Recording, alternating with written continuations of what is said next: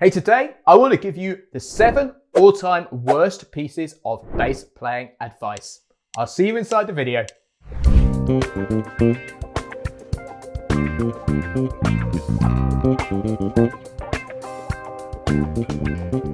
Hey, it's James here from eBassGuitar, and today I want to do something a little bit different.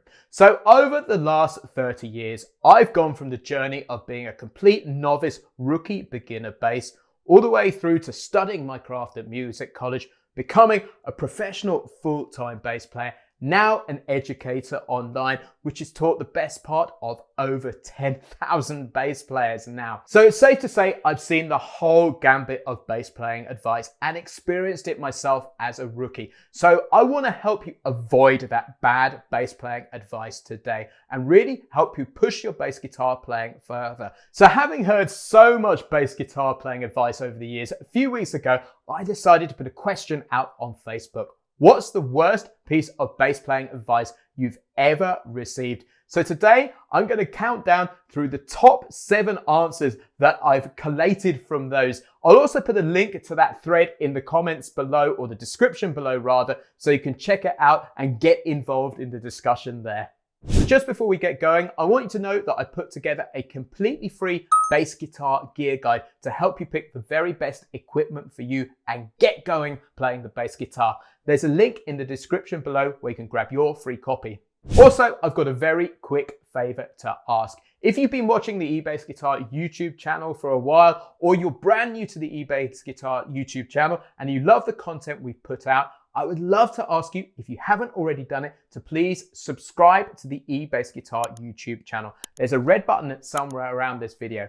What this means in practice is it will help us grow the reach of our YouTube channel, which for you guys means we can put more great free bass educational content out there. So it's a win-win for absolutely everyone. So please, can you hit that red subscribe button, which is somewhere around this video. So let's start the countdown. Number 7, this is from Lee Green. Any guitar tutor can teach you bass. So the reality is, generally, guitar players cannot teach you to play the bass guitar.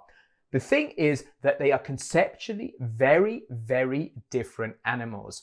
Now, I know historically where this comes from. It comes from a couple of places. The first one is that the bass guitar is easy. It's the poor man's guitar. Let's get rid of that myth once and for all. That is complete nonsense. It's a fantastic instrument in its own right and always has been. But the thing is, the other place it comes from is there are similarities, obviously, between the guitar and the electric bass. In the same way, there's similarities between the trumpet and the trombone, or the cello and the double bass.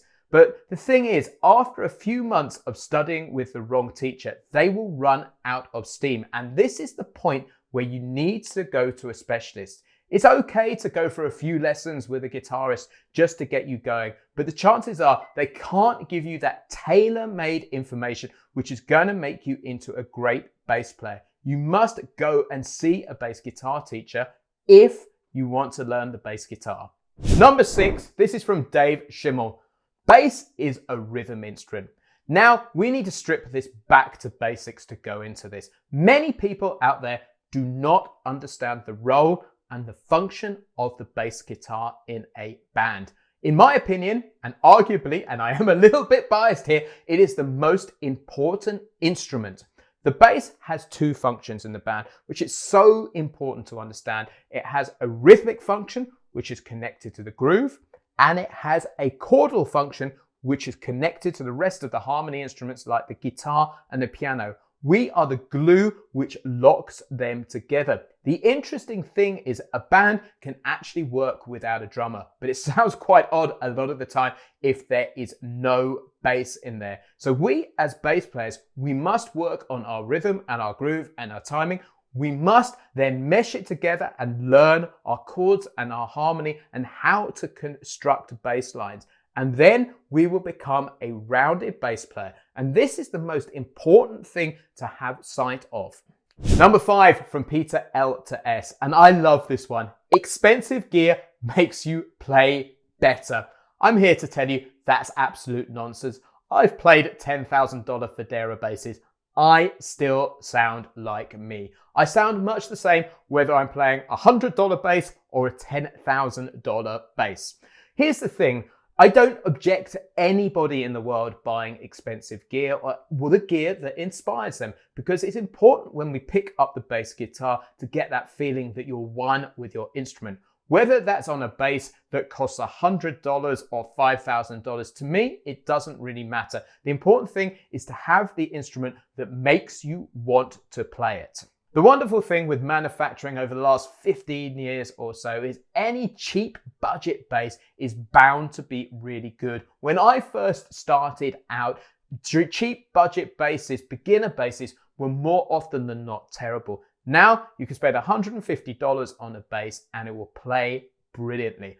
And it will also sound great. And I've seen that with my eBassGuitar students playing Harley Benton basses, for instance. I've even been tempted to buy one myself, and I'm sitting here with a $2,000 Sadowski bass. It doesn't necessarily make you play better having a better instrument. That is the bottom line. So don't forget, if you want to check out that original discussion on Facebook where we talked about the all-time worst bass playing advice and see what everybody else said, look in the description below. We'll put a link to it there. Also, I would love to know what your worst piece of bass playing advice is, or you've given someone or received it. Do let us know in the comments in YouTube or anywhere else where you're watching this video. So number 4 from Jason Albert, learning music theory will squander your creativity. So let's take some musicians. Let's take Nuno Bettencourt from Extreme. Let's take Chick Corea. Let's take Jacob Collier. Let's take Steve Lukather from Tutor. Let's take Van Halen. All monstrous world-class musicians with great knowledges of music theory. No one can ever say that they are not creative and inventive musicians.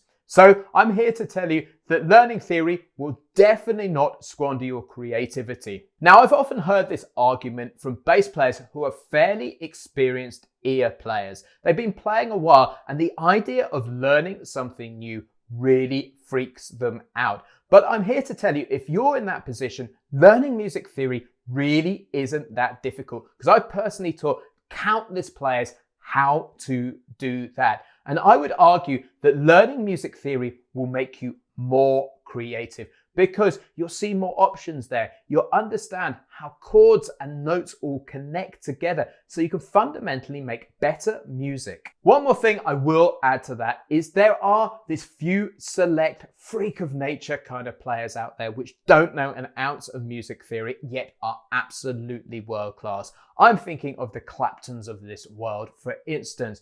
I want to tell you that these guys are the 1%. They're in the absolute minority. Us mere mortals and the rest of that 99% have to do the work.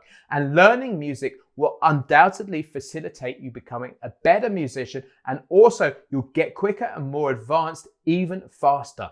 Number 5 is from David Longstaff, and he's put, follow the drummer. Now, this is an interesting piece of advice to begin with, and it is partly true actually, and I will give you a context where it actually is good to do that. But the reality is, if you've got a duff drummer there and you're following him, because typically the drummer is the loudest member of the band, you can guarantee that you're following somebody who is meandering around timing wise. Here's the truth of the matter, that everybody, and this is so important, every musician, be it a vocalist, a sax player, a guitarist, a bass player, or a drummer, is all responsible for their own time. Now, if you've got musicians which all have good time and have worked on their sense of timing and rhythm over the years, they will mesh and lock together that much easier. So in a perfect world, every single musician and singer in the band will have great timing and great rhythm. But what if that isn't the case, particularly with the drums? Should you follow the drummer?